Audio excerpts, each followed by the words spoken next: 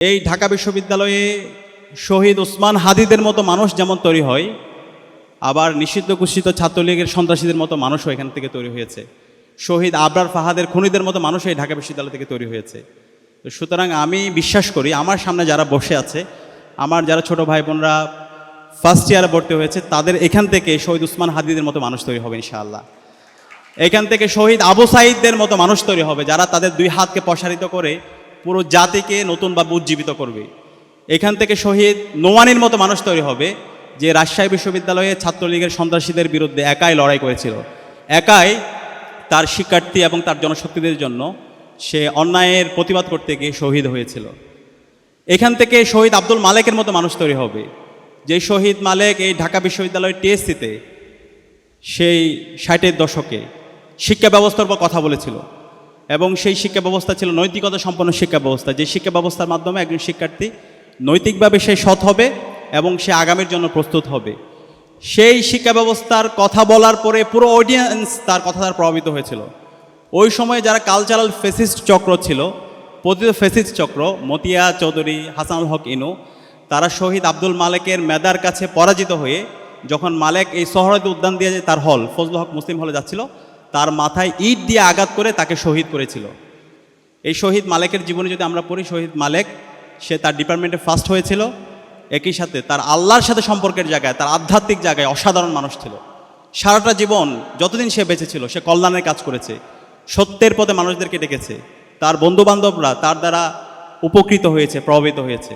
তো এই শহীদ মালেকের মতো আমাদের এই ক্যাম্পাস থেকে মানুষ তৈরি হতে হবে। এই মানুষ যদি তৈরি হতে পারি, তাহলে আমরা যতদিন এই সমাজে থাকব, এই সমাজের মানুষরা আমাদেরকে সবসময় আমাদেরকে শ্রদ্ধা করবে, এবং আমরা যখন চলে যাব আমাদের কথা আজীবন শ্রদ্ধার সাথে স্মরণ রাখবে। একই সাথে আমি আজকে যারা এখানে ফার্স্ট ইয়ার শিক্ষার্থী ভাই এবং বোনেরা আছে, আমি তোমাদেরকে একটু স্মরণ করে দিতে চাই, তোমরা এখন যে ক্যাম্পাসে আছো, এই ক্যাম্পাসটা আমরা শহীদদের রক্তের উপর পেয়েছি। তোমরা যদি আগের একটু ক্যাম্পাসের চিত্রগুলো দেখো, ফেসিবাদী কাঠামো যখন ছিল 16 বছরে, এই ক্যাম্পাসে গণরুম, গ্যাস রুম কালচার, শিক্ষার্থীদের উপর নিপীড়ন নির্যাতনের মাধ্যমে এক একটা কনসেন্ট্রেশন ক্যাম্প ছিল। শিক্ষার্থীদের পড়াশোনার কোনো ধরনের অধিকার ছিল না। প্রত্যেকটা হলে জোরপূর্বক প্রোগ্রামে নিয়ে যাওয়া, রাতে দিনে দিনের পর দিন জোরপূর্বক প্রোগ্রামে নিয়ে যাওয়া, ভাইয়ের পিছনে রাজনীতি করানো, ঘন্টার পর ঘন্টা মধুর ক্যান্টিনে বসায় রাখা, তাদের বিভিন্ন ধরনের নেত্রীরা আসে, নেতারা আসে, প্রধানমন্ত্রী আসে, সেটার জন্য প্রোটোকল দেওয়ানো, এই ধরনের বাজে সংস্কৃতির মধ্য দিয়ে এখানকার শিক্ষার্থীদেরকে যেতে হয়েছে। এবং এই যে সংকট বিশ্ববিদ্যালয়ে, ঢাকা বিশ্ববিদ্যালয় অ্যালামনারা সারা বিশ্বব্যাপী আছে, সবাই চাই আবাসন সংকটটা দূর হোক, কিন্তু কৃত্রিমভাবে এই আবাসন সংকটটা তৈরি করে রাখা হয়েছে যেন শিক্ষার্থীরা ফার্স্ট ইয়ার থেকে সিট না পায়, তাদেরকে এক রুমে গাদাগাদি করে রাখা হয়, সিটের জন্য বড় ভাইদের কাছে যেতে হবে, এরপর তাদেরকে জোরপূর্বক প্রোগ্রামে নিয়ে তাদের পলিটিক্যাল এজেন্ডা এই ক্যাম্পাসে বাস্তবায়ন করবে।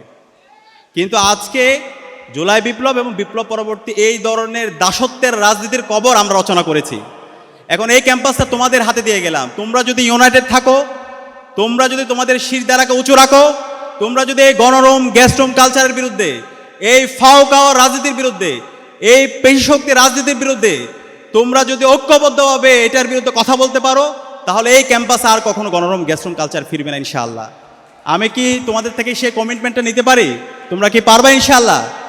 ইনশাআল্লাহ। এবং এই যে আবাসন সংকটের কথা বললাম, সেই আবাসন সংকট দূর করার জন্য ডাকসুতে দায়িত্ব নেওয়ার পর আমরা গত 7.5 মাস ধরে আমরা কাজ করছি। আমরা প্রতিদিন এই বিশ্ববিদ্যালয় প্রশাসনকে আমরা এটার কাজ শুরু করার জন্য দৃষ্টি আকর্ষণ করছি। হল যদি আমরা তোমাদেরকে ফার্স্ট ইয়ার থেকে হলটা দিয়ে, হলের সিট দিয়ে দিতে পারতাম সেটা খুবই ভালো হতো, কিন্তু হল নির্মাণ হওয়ার জন্য একটু সময় লাগবে। আমরা সেই প্রসেস শুরু করে দিয়েছি। তোমরা জেনে নিশ্চয়ই আনন্দিত হবা, তোমাদের জন্য আমরা 2841 কোটি টাকার একটা প্রকল্প বিশ্ববিদ্যালয় প্রশাসন এবং ওই সময় যারা ছাত্র নেতৃত্ব ছিল, ছাত্র সংগঠন, আমরা সবাই মিলে এই প্রকল্প নিয়ে এসেছিলাম। 2841 কোটি টাকার এই প্রকল্পের আওতায় ঢাকা বিশ্ববিদ্যালয়ে ছাত্রীদের জন্য মোট 5টা হল, ছাত্রদের জন্য মোট 5টা হল, মোট 10টা হল নির্মাণ হবে। এর বাইরে চায়না থেকে আজকে আমরা ডাকসুর 15 জন সদস্য, বিপিজিএস যেসব 15 জন সদস্য চায়না যাচ্ছি, চায়না থেকে আবার ছাত্রীদের জন্য 1500 সিটের একটা হল নির্মাণের জন্য ইতিমধ্যে তার অনুমোদন দিয়ে দিয়েছে, এবং আমরা জায়গাও সিলেক্ট করে দিয়ে ফেলেছি। খুব দ্রুতই ওনারা কথা দিয়েছে 8 মাসের মধ্যে হল নির্মাণের কাজ শেষ হয়ে যাবে। তো এই যে 2841 কোটি টাকার প্রকল্পের আওতায় আরও অনেক কিছু আছে। আমাদের সেন্ট্রাল লাইব্রেরি, সেটা একটা বহুতল ভবন হবে। আমাদের সেন্ট্রাল যে মসজিদ আছে সেটা একটা কমপ্লেক্স হবে। আমাদের যে মেডিকেল সেন্টার, এর বাইরে হচ্ছে একাডেমিক যে প্লেসগুলো আছে সেগুলোর আধুনিকায়ন হবে, অনেকগুলো প্রকল্প আছে, সেগুলো আমরা অন্য সময় বলবো। এখন এই প্রকল্পের কাজ যেন দ্রুত শুরু হয়, সেটার জন্য তোমাদের সহযোগিতা আমাদের লাগবে। তোমরা কি আমাদের সাথে থাকবা? ইতিমধ্যে প্রকল্পের টাকা চলে এসেছে। প্রকল্পের কাজ শুরু করার জন্য বিশ্ববিদ্যালয় প্রশাসন তারা বিভিন্নভাবে রিভিউ, তারা এটাকে দেরি করতে চাচ্ছে। যেই সংকটটা সবার আগে দূর করা দরকার, সেই সংকটটা তারা দূর না করে তারা যেটা হয় ওই যে বিভিন্ন ধরনের লাল ফিতার দূরত্বের মধ্যে তারা এটাকে ফেলে দিচ্ছে। তো তারা চায়, আমার কাছে মনে হচ্ছে, আবার সেই পিছনের রাজনীতির দিকে ফিরে যাওয়া। তারা এই আবাসন সংকটটাকে কৃত্রিমভাবে রেখে দিয়ে আবার আমার শিক্ষার্থী ভাই বোনদেরকে দাসের মতো করে পলিটিক্যাল প্রোগ্রামে নিয়ে গিয়ে তাদের এজেন্ডা বাস্তবায়ন করা। সুতরাং আমরা বেঁচে থাকতে তা হইতে দিব না ইনশাআল্লাহ। তোমরা যদি আমাদের সাথে থাকো, ইনশাআল্লাহ আমরা এই মেয়াদের মধ্যে হল নির্মাণগুলোর কাজগুলোর শুরু করে দেবো ইনশাআল্লাহ, তোমাদেরকে সাথে নিয়ে ইনশাআল্লাহ। আমরা ইতিমধ্যে অগ্রগতির জন্য জানতে গিয়েছিলাম, বিশ্ববিদ্যালয় প্রশাসন বলেছে তারা রিভিউ করতে দিয়েছে এবং তারা দ্রুত শুরু করবে। কিন্তু কত দ্রুত সেটা তো আমরা এখন আস্থা রাখতে পারছি না, কারণ তোমরা জানো আমাদের ঢাকা বিশ্ববিদ্যালয়ের সেন্ট্রাল মসজিদে আমরা প্রায় 3.5 কোটি টাকার কাজ করেছি। যখন আমরা কাজ করতে যাচ্ছিলাম, এই মসজিদ 65 বছরে এই মসজিদে কোনো সংস্কার হয় নাই। তা আমরা প্রথমে বলেছিলাম বিশ্ববিদ্যালয় প্রশাসনকে, আপনারা এই মসজিদে একটু সংস্কার করে দেন। আমাদের ওখানে বোনদের জন্য, নারীদের জন্য ছোট্ট একটা জায়গা ছিল, ওই জায়গায়ও নামাজ পড়ার মতো খুবই ময়লা স্যাঁতস্যাঁতে অবস্থা। তো তারা বললো আমাদের কাছে ফান্ড নেই। তো ফান্ড যখন নেই, ঠিক আছে, আমরা বললাম ঠিক আছে তাহলে আমরা একটু চেষ্টা করে দেখি। আমরা আমাদের অ্যালুমনাইয়ের মাধ্যমে চেষ্টা করলাম, 3.5 কোটি টাকার ফান্ড নিয়ে আসলাম, কাজ করলাম। সেন্ট্রাল মসজিদের আপৎকালীন যে সংস্কারগুলো দরকার সেটা হইলো, মসজিদের মধ্যে এসি স্থাপন করলাম। নারী আমাদের বোনদের জন্য নামাজের যে জায়গা সেটাকে আমরা বড় করলাম। এই এসি স্থাপন করার পরে আজকে প্রায় 2.5 মাস হচ্ছে, এখন পর্যন্ত আমরা এসিতে ইলেকট্রিসিটি কানেক্ট করতে পারি নাই। ইলেকট্রিসিটি কানেক্ট করার কথা ছিল, তখন কিন্তু বলেছিল 1 মাসের মধ্যে আমরা তোমাদেরকে ইলেকট্রিসিটি কানেক্ট করে দেবো। কিন্তু এখন প্রায় 2.5 মাস হয়ে গেল, তারা এখন পর্যন্ত এই আমাদের সিটগুলো, আমাদের এসিগুলোতে ইলেকট্রিসিটি তারা কানেক্ট করে দেয় নাই। তো এখন সর্বশেষ মাননীয় উপাচার্য মহোদয় আমাদেরকে বলেছেন এই মাসের মধ্যেই এসি স্থাপনের কাজ শুরু হবে। ইতিমধ্যে সাব স্টেশন স্থাপন করা হয়েছে। আমরা আশা রাখতে চাই এই মাসের মধ্যে ইনশাল্লাহ এসি স্থাপন হবে এবং মুসল্লিরা সুন্দরভাবে গিয়ে মসজিদে নামাজ পড়তে পারবে। একই সাথে ঢাকা বিশ্ববিদ্যালয়ের 104 বছরের ইতিহাসে অনাবাসী শিক্ষার্থীদের জন্য সান্ধ্যকালীন বাস এবং শনিবারের বাস সার্ভিস চালু হয় না কখনো। আমরা সেটা দায়িত্ব নিয়ে, আমরা কিন্তু ইশতেহারে এটা বলি নাই, ইশতেহারের বাইরে এটা কাজ, সেটা আমরা বাস্তবায়ন করে দেখিয়েছি। আমরা যখন প্রশাসনকে বলেছি, প্রশাসন বলতেছে আমাদের কাছে ফান্ড নাই, তখন আমরা নিজেরা ইউজিসিতে গেলাম।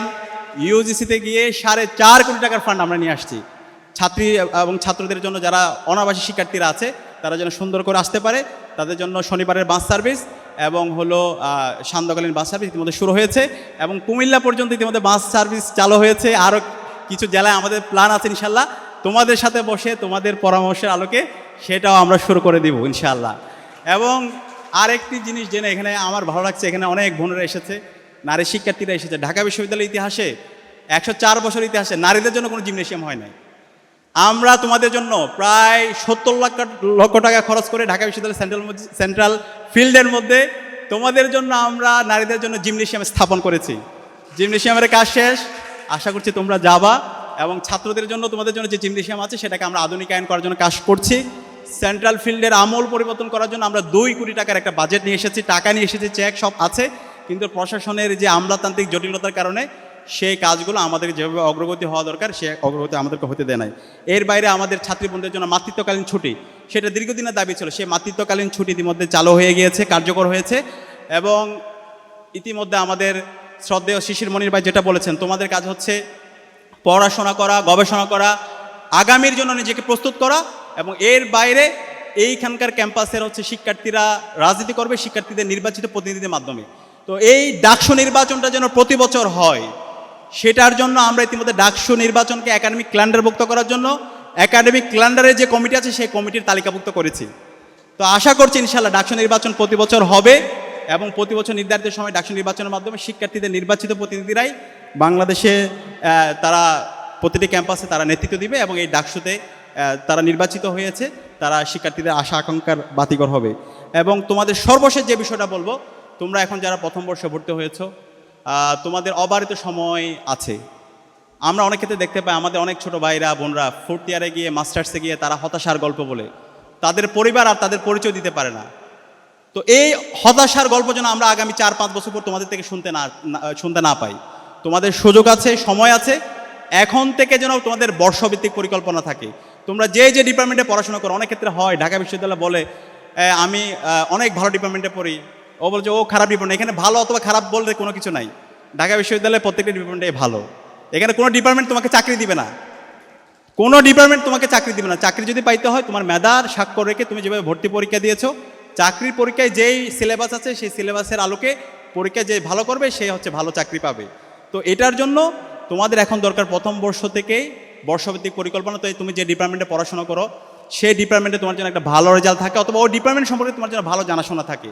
একই সাথে তোমার বিভিন্ন ধরনের সফট স্কিল, এখানে ডিবেট আছে, ডিউডিএস আছে, হল ভিত্তিক ডিবেটিং ক্লাব আছে, সেগুলোতে যেতে পারো। বিভিন্ন সামাজিক স্বেচ্ছাসেবী সংগঠন আছে, সেগুলোতে তোমরা যুক্ত হতে পারো। এর বাইরে আইএমএল আছে, আইএমএল থেকে একটা এক্সট্রা ল্যাঙ্গুয়েজ শিখতে পারো। আমরা ডাকসুর থেকে চাইনা ভাষা শেখাচ্ছি। আমাদের প্ল্যান আছে বিভিন্ন ধরনের ভাষাগুলো তোমাদেরকে ফ্রিতে অফার করা।